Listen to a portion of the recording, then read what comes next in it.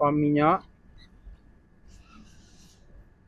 Lepas tu tolak cok pergi atas. Start dia.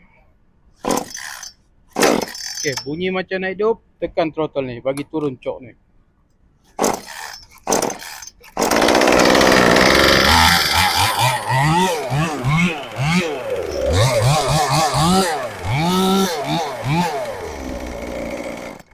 Assalamualaikum. Abang ni komen pasal tadi saya ada buat video chainsaw hard yang ni berat dia lebih kurang 3 kilo.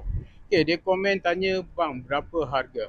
Okay, untuk harga one hand chainsaw hard ni harga dia RM449. Okay, yang ni dia kita bagi free tuti lah, free tuti dengan minyak hitam. Okay, siapa-siapa yang berminat ataupun tengah mencari chainsaw yang ringan, yang comel, korang boleh terus walk in dekat HQ One Inch Machinery, Seri Petaling. Nak tanya apa, korang komen. Assalamualaikum.